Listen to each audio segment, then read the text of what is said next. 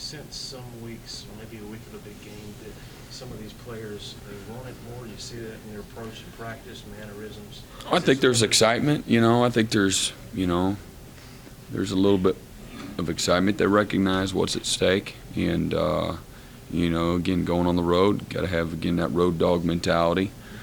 Your back's going to be against the wall. It's going to be a hostile environment. So it's a great challenge on one hand because they'll be ready for us. But the flip side of it, that's a fun. If you get the right mentality, that's a fun, inviting atmosphere to be in too. So it'll be a big stage and a huge rivalry game, and again one that I know our guys are incredibly excited, looking forward to the challenge. Given Bashab's emergence this year and the fact that you have him at your disposal, in what ways does he sort of help you in terms of game plan and just given his skill set and what he brings to the table?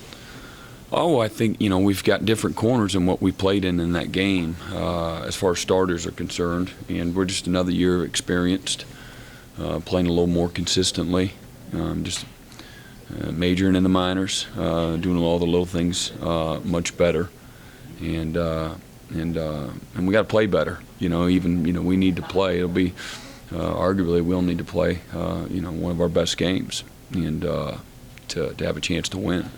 And so he'll be a big part of that.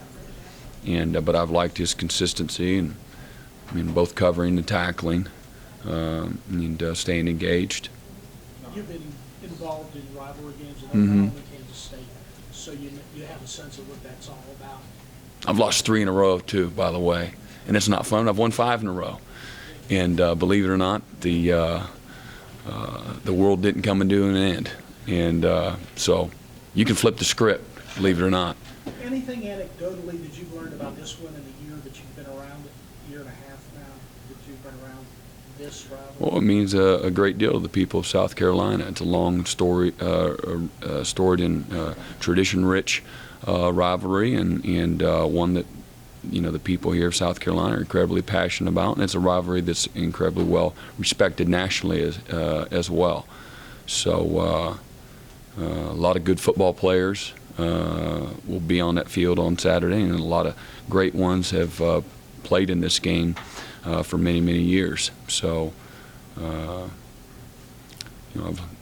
there's some deep-seated hatred that's involved, but that's most rivalries, and most people will tell you they want to just beat the rival, and you can lose the rest of them, and it's okay. So, or we could have lost to Citadel last week and then just beat South Carolina. So, no, it means a lot, and it always does. So, it'll be exciting. Brent, when a rivalry does become one-sided, one way or the other, from your experience, is there a mental edge that comes with that, or a lack of edge when you're on the other side of it? I don't know. Sometimes it's it's cyclical. Most of them probably aren't one-sided. Most of them are probably back and forth, and you got the ebbs and flows. And sometimes it has to do with players, sometimes it has to do with coaches, sometimes it has to do with luck, and sometimes it has to do with a combination of all those things, and how the games and how the series is going. And again, like I said, I've been on both sides of the different streaks. I've been years where you have gone back and forth, and at Oklahoma you had 2 rivals. You had Texas and you had Oklahoma State. And so you kind of dealt with a rival game, if you will, twice a year. And so, like I said, I know what it's like on the good side of it. When we had beaten Texas 5 years in a row, again, they were going to shut, the Longhorn program down, and they'd never turn it around. It was going to go on for the next 100 years, beating Texas every year. So that's the extremist side of it. And then the other side, I've been on when we lost 3 in a row, and you better win this year. You know what I mean?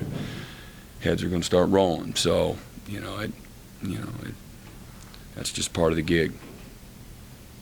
Just your thoughts on Josh Watson kind of deciding to come back instead of heading out. Yeah, it was terrific news. I thought it was a good decision, but one that you wanted Josh to be invested in and feel good about.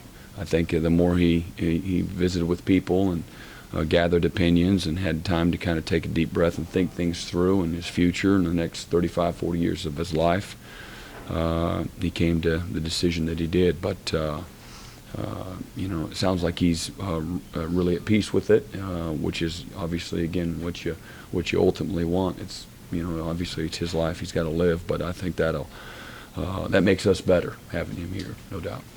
I know you always want to force turnovers, but Mhm. given how well they hang on to the ball, does that change your approach to that in any way? How you coach that, or how you scheme for that?